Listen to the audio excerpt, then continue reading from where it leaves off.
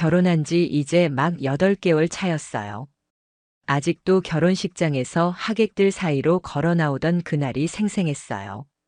부모님들 축복 아래 평생의 반려자를 얻었다고 믿었거든요. 저는 그 여자 하나만 보고 앞만 보면서 살았어요. 회사 일도 더 열심히 했고 매일 저녁이면 집에 빨리 가고 싶은 마음뿐이었죠.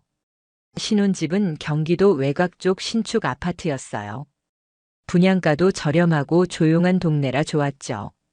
아내도 공기 맑다고 좋아했어요. 옆집이 비어 있었는데 어느 날부터인가 누가 들어온 눈치였어요. 현관 앞에 택배가 쌓이기 시작했고 가끔 복도에서 남자 목소리가 들려왔거든요. 처음엔 신경 쓰지 않았어요. 하지만 그때부터 제 신혼생활은 조금씩 이상해지기 시작했어요. 아내가 갑자기 혼자만의 시간이 필요하다고 했어요. 물론 사람마다 혼자 있고 싶은 시간이 필요한 건 알지만 그 빈도가 점점 늘어났어요.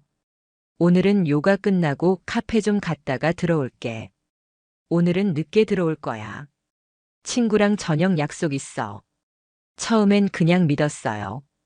결혼한 지 얼마 안 됐는데 의심부터 하면 안 되니까요. 그런데 제가 어느 날 회사에서 갑작스러운 야근이 취소돼서 저녁 일찍 퇴근하게 된 날이었어요. 아내에게 연락하니 친구 만나러 나갔다고 했거든요. 그런데 현관문 열자마자 안에서 무슨 소리가 나는 거예요. 사람 소리 같기도 하고 무슨 노래 소리도 나고요. 조용히 신발을 벗고 거실로 들어갔는데 사람이 없었어요. 이상하게도 베란다 문이 열려 있었어요. 거실에 있던 와인잔 2개가 식탁 위에 있었고 빨간 립스틱 자국이 하나 묻어 있었어요. 제가 집에서 술을 마시는 스타일도 아니고 아내는 와인 마셔도 잔 하나만 꺼내는 사람인데 말이죠. 그때는 단순히 친구가 놀러 왔다고 생각했어요. 그렇지만 그때부터 뭔가가 이상하게 돌아가고 있다는 생각이 머릿속을 떠나지 않았어요. 몇 주 뒤부터는 복도에서 마주치는 옆집 남자랑 자주 눈이 마주쳤어요. 나이는 저보다 조금 많아 보였고 말투나 행동이 부드럽고 느끼했어요. 안녕하세요. 옆집에 이사 왔어요. 잘 부탁드립니다. 그 남자가 인사를 건넸을 때 뭔가 묘한 느낌이 들었어요. 인사는 하는데 눈은 저를 뚫어지게 보는 느낌이었고 그 눈빛이 불편했어요. 그리고 이상하게 아내와 그 남자가 엘리베이터 앞에서 자연스럽게 대화를 나누는 장면도 몇 번이나 목격했어요. 처음엔 같은 층이니까 마주칠 수도 있지 했는데 두 사람이 웃고 서 있는 모습을 보면 꼭 오래 알고 지낸 사람들 같았어요. 심지어 어느 날은 제가 퇴근하고 집에 들어가는데 옆집 남자가 현관문 앞에서 아내에게 뭔가를 건네고 있는 걸 봤어요. 아내는 깜짝 놀라며 서둘러 문을 닫았고 남자는 저를 보며 능글맞게 웃었어요. 뭐가 그리 즐거운지 저는 이해가 되지 않았어요. 이런 일이 계속되다 보니 제 마음속에서 이상한 불안감이 고개를 들기 시작했어요. 퇴근길이면 항상 집 앞에서 망설였어요. 문을 열면 또 이상한 무언가가 기다리고 있을 것만 같았어요. 그렇게 하루하루 불안 속에서 살고 있었는데 결정적인 사건이 일어난 건 어느 평일 오후였어요. 그날은 몸이 너무 안 좋아 조퇴를 하고 집에 왔어요. 아내에게는 말하지 않고 조용히 집에 도착했는데 현관문이 잠겨 있지 않았어요. 순간 심장이 두근거리기 시작했어요. 조심스럽게 문을 열고 들어갔는데 거실에 아무도 없었어요. 이상한 건 누군가 급히 나간 흔적이 있다는 거였어요. 부엌에 물이 반쯤 채워진 컵이 있었고 TV는 꺼져 있었는데 리모컨은 소파 아래에 떨어져 있었어요. 신발장에는 저희 둘 것만 있어야 할 신발들이 하나 더 있었어요.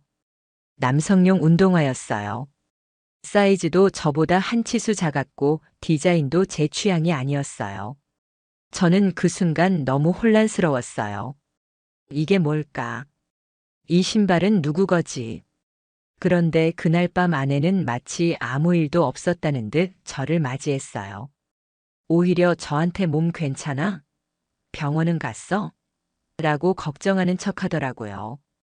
그 순간에도 그녀가 거짓말을 하고 있다는 게 느껴졌어요. 표정은 걱정스러운 듯한데 눈빛은 전혀 흔들리지 않았거든요. 그날 밤 저는 아내의 핸드폰을 보고 싶었지만 잠금이 걸려 있었고 그녀는 잘 때도 핸드폰을 품에 안고 자는 버릇이 있었어요. 그 모습이 너무나 낯설게 느껴졌어요. 예전에는 침대에 아무렇게나 던져놓고 잤는데 언제부터 저렇게 조심하게 됐는지 저는 그게 너무나 신경 쓰였어요. 결국 저는 결심했어요. CCTV를 설치하자. 집안에 소형 카메라를 몇 개 구입해서 거실, 현관, 주방 쪽에 몰래 설치했어요. 평소에는 외출하면 자동으로 녹화가 되도록 설정해두고 출근했어요. 처음 며칠은 아무 일도 없었어요. 아내는 혼자 밥을 먹고 TV를 보다가 외출하고 들어오는 일상이었어요.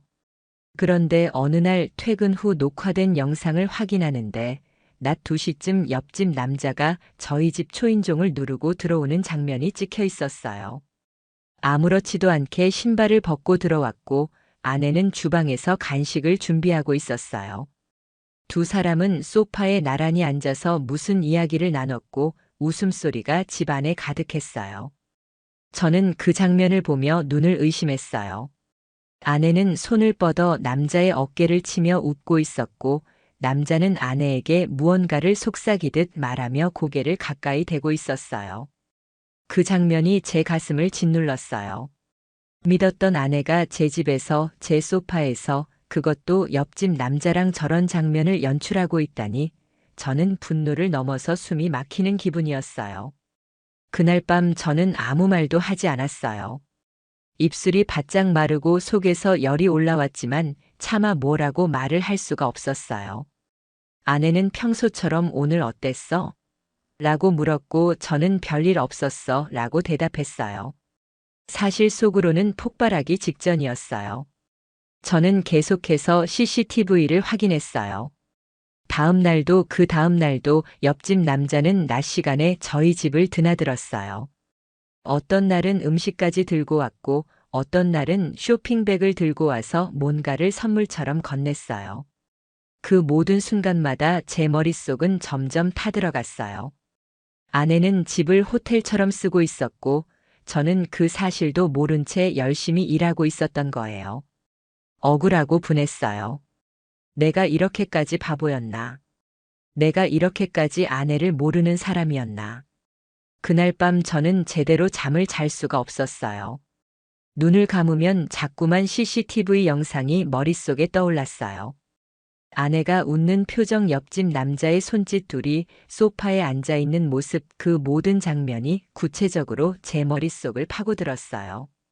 저는 그 영상들을 반복해서 봤어요. 마치 현실이 아니라는 걸 확인하고 싶다는 듯이요. 하지만 아무리 돌려봐도 진실은 변하지 않았어요. 제 아내는 평일 낮마다 남편이 없는 시간대에 옆집 남자와 단둘이 집에서 시간을 보내고 있었어요. 그게 아무리 우연이고 친구 사이라고 해도 납득할 수 없는 행동이었어요. 그날 이후로 저는 집안에서 아내의 모든 행동을 관찰했어요. 퇴근하고 집에 들어오면 마치 평범한 부부처럼 밥을 먹고 TV를 봤지만 제 안에서는 모든 것이 거짓으로 보였어요. 아내가 웃으면 거짓 웃음처럼 느껴졌고 제게 손을 얹으면 그 손끝마저 낯설게 느껴졌어요.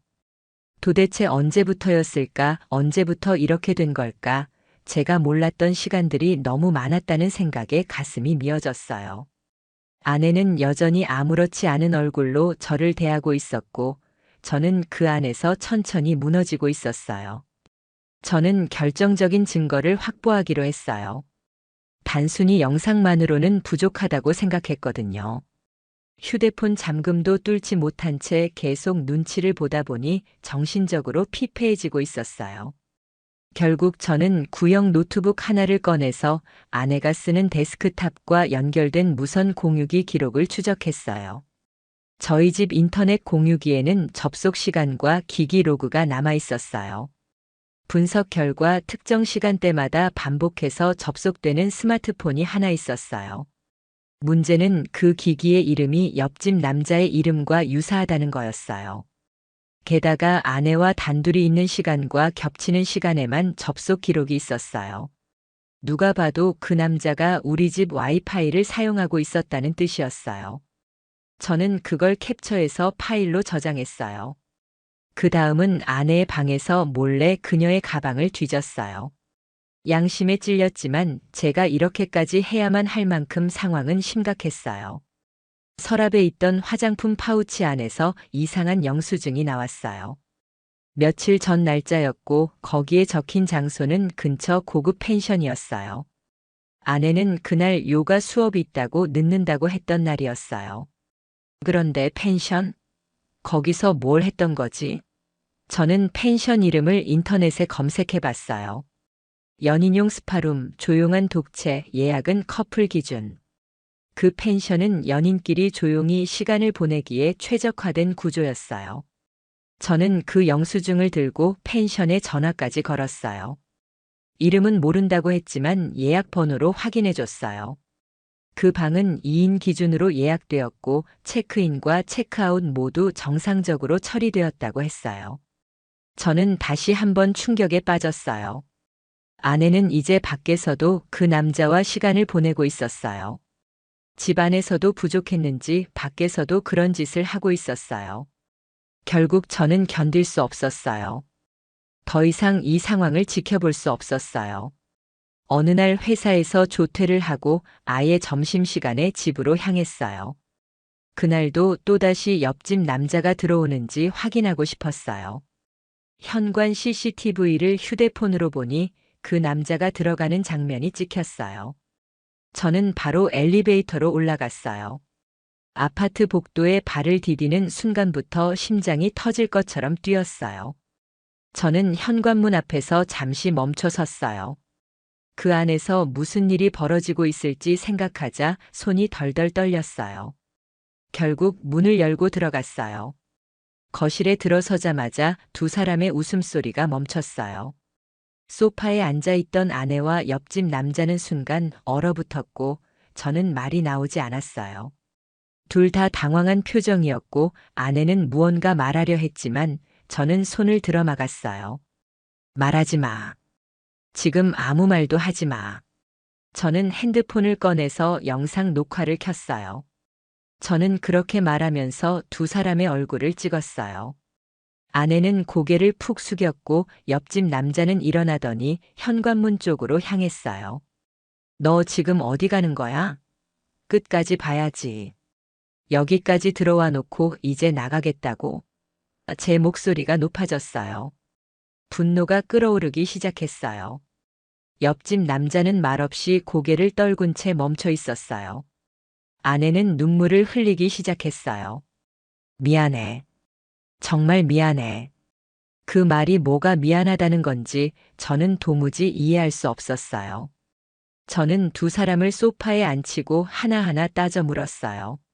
언제부터였는지, 어떻게 시작됐는지, 왜 이런 짓을 했는지 저는 모든 걸 알아야겠다고 생각했어요. 아내는 말을 흐리며 대답했어요. 처음엔 그냥 대화만 했어. 외로웠어. 당신이 자꾸 바쁘니까 저는 그 말을 듣고 울분이 터졌어요. 그럼 외롭다고 이런 짓을 해도 되는 거야? 그럼 나도 외롭다고 하면 다 이해해 줄 거야? 목소리가 떨렸고 손이 주먹 쥔 채로 부들부들 떨리고 있었어요. 옆집 남자는 말없이 고개를 푹 숙이고 있었어요. 도대체 왜 저런 사람과 저런 일을 벌인 건지 이해가 가지 않았어요. 저는 분노와 배신감 사이에서 정신이 아득해졌어요. 그날 저는 옆집 남자를 그냥 돌려보내지 않았어요. 경찰을 부를까도 생각했지만 일단은 증거부터 확실히 남기기로 했어요. 옆집 남자에게 문자 메시지 기록이나 통화 내역 같은 걸 요구했고 그는 두려운 얼굴로 폰을 꺼내 보여줬어요. 그 안에는 수개월간 주고받은 대화들이 있었어요. 둘은 매일 아침부터 밤까지 메시지를 주고받고 있었고 아내는 제가 퇴근하는 시간에 맞춰 항상 조심하자는 내용도 보냈더라고요. 거기서 더 충격적이었던 건 아내가 저에 대해 험담을 하면서 두 사람이 저를 조롱한 흔적이 있다는 거였어요. 오늘도 퇴근 늦대. 역시 바보야. 넌 그런 사람 왜 만났어? 너한테 안 어울려. 이런 메시지를 보면서 저는 숨이 멎는 줄 알았어요. 저를 그렇게까지 비하하면서 뒤에서는 저런 삶을 살고 있었다는 게 믿기지 않았어요.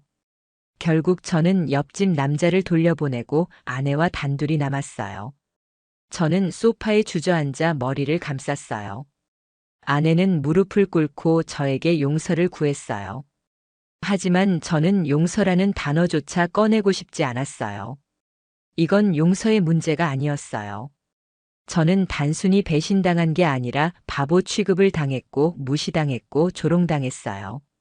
제가 집에서 열심히 돈 벌고 살아가는 동안 아내는 벽 하나를 사이에 두고 다른 남자와 사랑을 나누고 있었던 거예요. 저는 그 현실이 너무 분했고 치욕스러웠어요. 그날 밤 저는 집에서 나와야겠다고 생각했어요. 더는 그 공간에서 숨 쉬고 싶지 않았어요. 모든 것이 역겨웠고 소파에 남아있는 두 사람의 체온까지도 지워버리고 싶었어요. 잠깐 옷 몇 벌 챙겨서 근처 모텔로 향했어요. 밖은 차가운 겨울 공기였지만 제 몸은 온통 불덩이 같았어요. 머릿속에서는 계속 그 장면들이 돌아가고 있었어요. 아내와 옆집 남자가 웃던 얼굴, 거실에 나란히 앉아있던 모습, 수개월간 저를 속여온 그 가증스러운 현실. 그날 밤 저는 뜬 눈으로 밤을 새웠어요. 두 눈을 감을 수가 없었어요. 잠시라도 눈을 감으면 또다시 영상이 재생되듯 떠올랐거든요. 다음 날 아침 저는 회사에 휴가를 냈어요. 그리고 바로 법률사무소를 찾았어요. 저는 모든 걸 끝낼 준비를 하고 있었어요. 변호사에게 상황을 설명했어요. 아내가 옆집 남자와 오랜 시간 불륜 관계를 이어왔고 집 안에서까지 그런 일을 벌였다고요. 변호사는 조용히 고개를 끄덕이며 증거 여부를 물었어요. 저는 USB를 꺼내서 보여줬어요. CCTV 영상, 문자 캡처, 영수증, 예약 내역. 변호사는 그것들을 하나하나 확인하더니 말했어요. 증거로 충분합니다. 이 정도면 이혼 소송에서 절대 밀리지 않으세요. 그리고 상간자 소송도 가능하세요. 저는 그 말이 고마우면서도 허탈했어요. 왜 이런 상황까지 와야만 했는지, 왜 내가 증거를 모아야만 했는지, 왜 내가 여기까지 와야만 했는지 너무 억울했어요. 변호사는 일단 이혼 소송 접수를 준비하고 상간자에 대한 법적 절차도 병행하자고 했어요. 저는 고개를 끄덕였어요. 그리고 질문했어요. 혹시 아이가 있었다면 양육권은 어떻게 되나요? 저희는 아이가 없었어요. 그게 다행인지 불행인지도 모르겠지만 그나마 덜 복잡하게 정리될 수 있겠다고 생각했어요. 변호사는 차근차근 진행 절차를 알려줬어요. 먼저 내용 증명을 보내서 아내에게 이혼 의사를 명확하게 전달하고 그 뒤로 가정법원에 서류를 접수한다고 했어요. 저는 모든 걸 빠르게 진행하고 싶었어요. 단 하루도 그 사람과 같은 집에 있고 싶지 않았거든요. 그날 오후 저는 집으로 들어가서 아내에게 말했어요. 이혼하자고, 더는 말이 필요 없다고. 그 순간 아내는 바닥에 무릎을 꿇고 엎드렸어요. 울면서 제 손을 붙잡으려 했어요. 정말 미안해. 내가 정신이 나갔었어. 제발 한 번만 기회를 줘. 저는 말없이 손을 뿌리쳤어요. 아내는 계속 사과했어요. 하지만 그 사과는 이미 너무 늦었어요.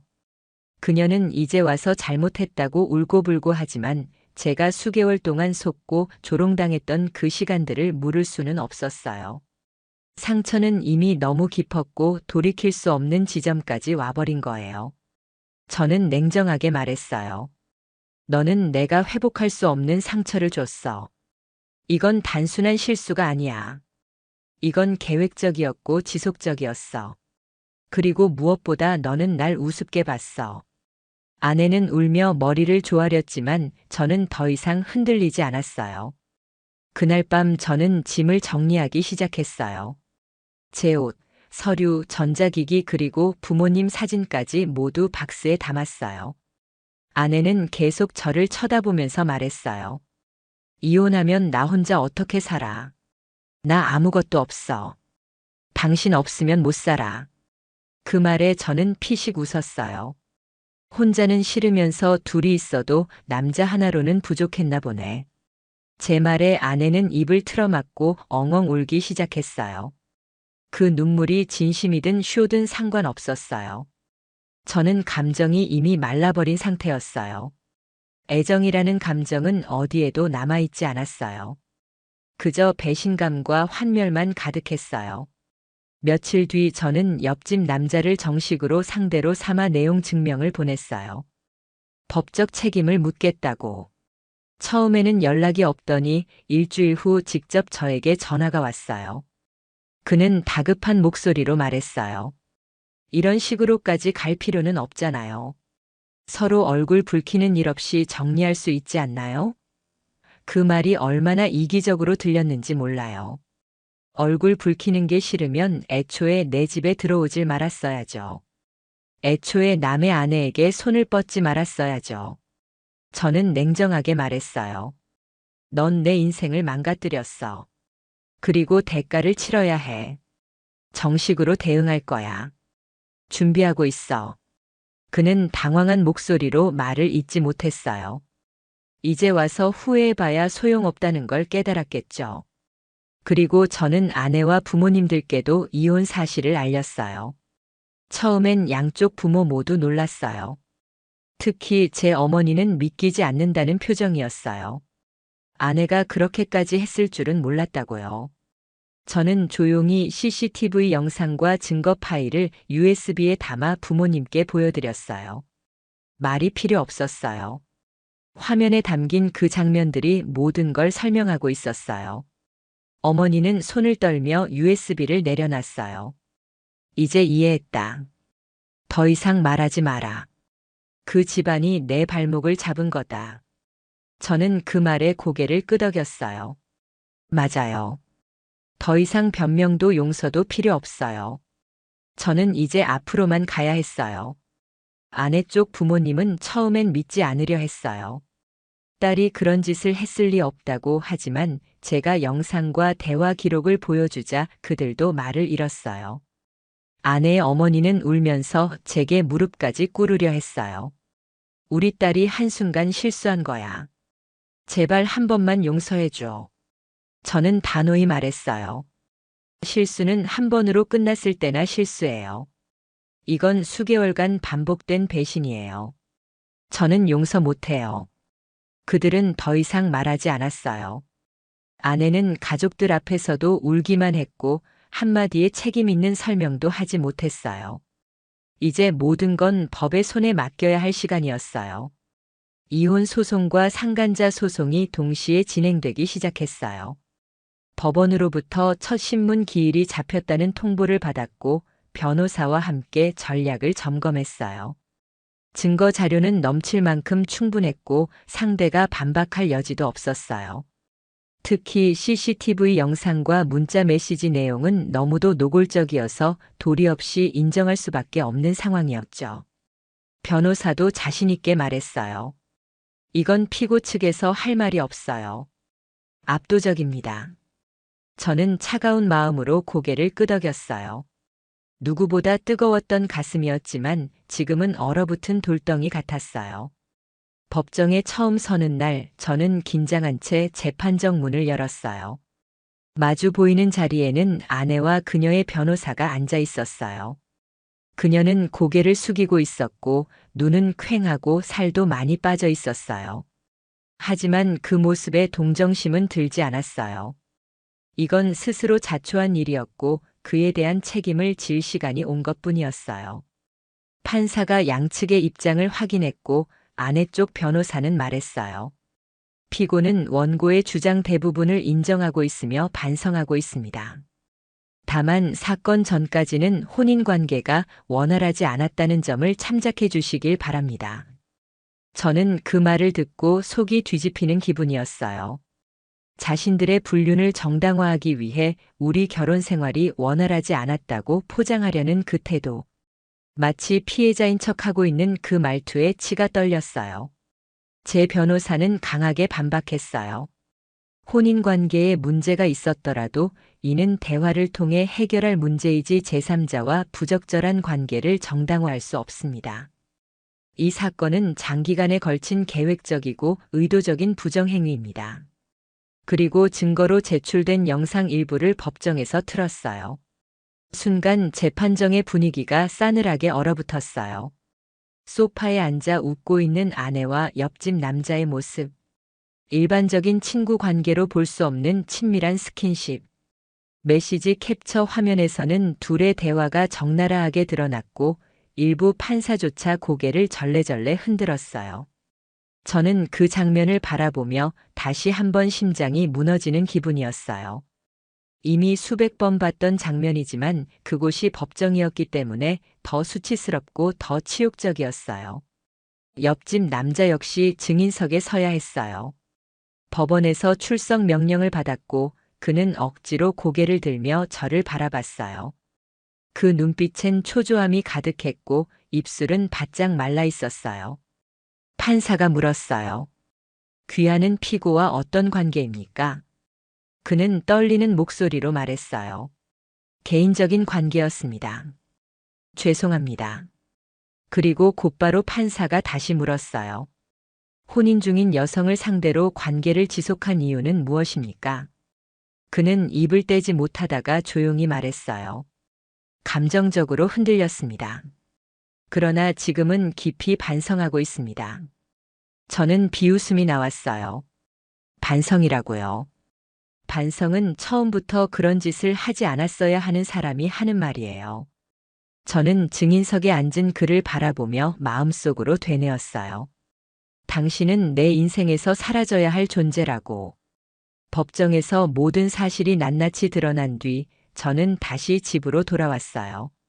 아내는 이미 친정으로 짐을 옮긴 상태였고 그 집엔 저 혼자 남아 있었어요.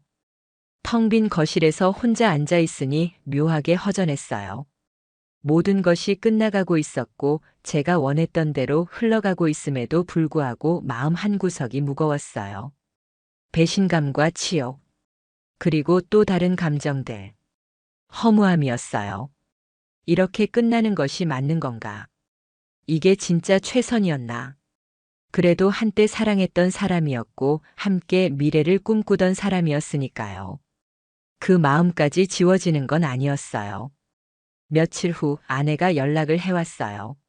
만나서 마지막으로 이야기하고 싶다고 했어요. 저는 망설이다가 만나주기로 했어요. 모든 게 끝났지만 그래도 마무리는 해야겠다고 생각했어요. 카페에서 마주한 아내는 많이 야위어 있었어요. 얼굴에 화장기도 없었고 눈은 빨갛게 충혈돼 있었어요. 그녀는 떨리는 목소리로 말했어요. 정말 미안해. 내가 그땐 제정신이 아니었어. 당신이 너무 바빠서 혼자 있는 시간이 너무 많아서 마음이 약해졌어. 저는 말없이 들었어요. 그 모든 말이 변명으로 들렸지만 그녀가 지금 어떤 상태인지 알고 있었기에 화는 내지 않았어요. 그녀는 이어서 말했어요. 내가 무슨 짓을 한 건지 이제야 실감나. 나는 당신한테 너무 큰 죄를 지었어. 상처만 남겨서 미안해. 저는 조용히 입을 열었어요. 이제 와서 후회해도 돌이킬 수 없어. 그날 이후 난 다시는 예전으로 돌아갈 수 없어. 우리 사이엔 더 이상 아무것도 없어. 그녀는 고개를 끄덕이며 울기 시작했어요. 눈물은 멈추지 않았고 저는 더 이상 그 모습을 지켜보지 않았어요. 자리를 정리하고 카페를 나섰어요. 뒤에서 들리는 흐느낌을 들으며 저는 마음속으로 마지막 인사를 했어요. 그래도 함께한 시간 중 행복했던 기억들이 있었고 그 시절의 당신은 진심이었기를 바란다고요. 그것조차 거짓이라면 제 인생은 정말 너무 잔혹해지니까요. 며칠 후 법원으로부터 판결이 나왔어요. 제 청구가 전부 인용됐고 이혼이 확정됐어요. 아내는 위자료를 지급해야 했고 옆집 남자 역시 상간자 위자료를 별도로 지급하게 됐어요. 저는 판결문을 손에 쥐고도 아무런 감정이 없었어요. 기쁜 것도 아니고 슬픈 것도 아니었어요. 그저 하나의 긴 터널이 끝났다는 느낌뿐이었어요. 이제 남은 건 제 인생을 다시 시작하는 일뿐이었어요. 이혼이 확정된 날 저는 퇴근 후 조용히 집에 들렀어요. 한동안 발도 들이지 않았던 신혼집이었지만 정리할 건 정리해야 했어요. 문을 열자 낯설고 싸늘한 공기가 저를 맞이했어요. 가구는 그대로였지만 분위기는 완전히 달라져 있었어요. 웃음소리가 가득하던 공간, 저녁이면 두 사람이 밥을 먹던 식탁, 평일 밤마다 누워서 TV를 보던 소파. 모든 것이 그대로인데 그 안에 있던 감정은 전부 사라져 있었어요. 텅 빈 껍데기 같은 공간이었어요. 저는 한숨을 쉬며 거실 한가운데 섰어요. 한동안 말없이 그 자리를 바라보다가 작게 중얼거렸어요. 이젠 정말 끝이구나. 짐을 하나씩 정리했어요. 가져갈 건 가져가고 버릴 건 버렸어요. 아내의 흔적은 남기고 싶지 않았어요. 옷장에 걸려있던 옷들, 화장대 위에 놓인 향수, 냉장고에 남아있던 식재료까지 모두 정리했어요. 손에 잡히는 모든 것이 짜증났고 괜히 건드리면 감정이 다시 올라올까봐 조심했어요. 가장 오래 붙잡고 있었던 건 사진이었어요. 결혼식 사진, 여행 사진, 생일 케이크 앞에서 찍은 사진들, 그때의 웃음이 진짜였을까? 그때의 눈빛도 거짓이었을까? 고민했어요. 하지만 결국은 그 모든 순간조차 현실이었다는 걸 받아들이기로 했어요. 저는 그 앨범을 종이 박스에 담아 맨 아래에 묻었어요. 버리진 않았어요. 아직은 그럴 수 없었어요. 새로운 집으로 이사했어요. 예전보다 작고 소박한 오피스텔이었지만 저에게는 마음 편한 공간이었어요. 누구의 눈치도 보지 않고 누군가를 의심하지 않아도 되는 공간. 혼자 사는 법을 익히는 게 처음엔 어색했지만 점점 익숙해졌어요. 불 꺼진 집에 들어가는 것도, 혼자 밥을 차려 먹는 것도, 혼잣말을 중얼거리는 것도 다 익숙해졌어요. 처음에는 외로웠지만 그 외로움은 자유와 맞바꾼 감정이었어요. 자유는 외롭고 고독하지만 진실했어요. 적어도 이제는 거짓된 감정과 싸우지 않아도 됐으니까요. 직장에서도 한동안은 조용히 지냈어요. 이혼 소문이 돌까봐 걱정됐지만 다행히 큰 말은 없었어요. 몇몇 가까운 동료들만 상황을 알고 있었고 그들도 위로나 충고 같은 건 하지 않았어요. 그냥 제 옆에 있어주는 것만으로도 고마웠어요. 저는 일에 더 집중했어요. 잡생각을 지우기 위해, 더 나은 내일을 만들기 위해 바쁘게 지내는 게 답이라고 믿었어요. 그리고 그것이 실제로 도움이 됐어요. 시간이 흐르자 서서히 모든 게 흐릿해졌어요. 얼굴, 목소리, 냄새, 손끝의 온도까지 전부 희미해졌어요. 몇 달 뒤 길을 걷다가 우연히 옆집 남자의 소식을 들었어요. 누군가에게 들은 이야기였는데 그 남자는 이사를 갔고 직장도 그만뒀다고 했어요. 이유는 말하지 않아도 알겠더라고요. 상간자 소송 때문에 사회적 평판도 망가졌을 테고 주변 시선도 감당하지 못했을 거예요. 저는 그 얘기를 듣고도 아무런 감정이 들지 않았어요. 분노도 없었고 통쾌함도 없었어요. 그저 하나의 결과일 뿐이었어요. 그렇게 살았으니 그렇게 된 거예요. 자업자득이라는 말 외에 더 이상 덧붙일 말이 없었어요. 아내는 그 후로도 몇 번 연락을 해왔어요. 처음엔 미안하다는 메시지였고 나중엔 한 번만 얼굴을 보자는 말도 있었어요. 하지만 저는 모두 무시했어요. 다시는 같은 실수를 반복하고 싶지 않았어요. 후회는 그 사람의 몫이고 그 후회까지 제가 짊어질 필요는 없었어요. 저는 제 몫의 상처만 안고 살아가기로 했어요. 그걸 안고 견디며 살아가는 것도 하나의 선택이니까요. 그리고 저는 그 선택을 한 사람이었어요. 어느 날 오랜만에 휴가를 냈어요. 혼자 바닷가에 다녀왔어요. 해가 지는 걸 천천히 바라보면서 제 인생을 돌아봤어요. 고요한 바닷소리 속에서 스스로에게 물었어요. 정말 잘한 선택이었나? 곧이어 대답이 들렸어요. 그래. 잘했어. 아팠지만 옳은 선택이었고 외로웠지만 진실한 길이었어요.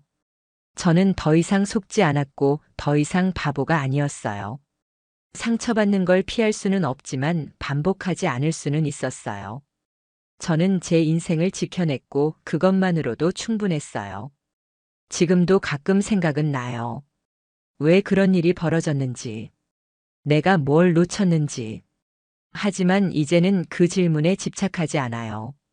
과거는 흘러갔고 미래는 아직 오지 않았고 지금 이 순간이 중요하니까요. 저는 이제 나를 믿고 나를 아끼기로 했어요. 누구에게도 속지 않고 누구의 그림자에도 기대지 않고 스스로를 중심에 둔 삶을 살아가고 있어요.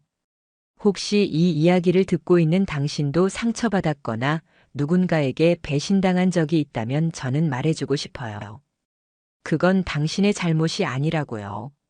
누군가의 선택이 당신의 존재를 흔들 수는 없어요. 당신은 여전히 소중하고 당신은 다시 시작할 수 있어요. 저처럼요.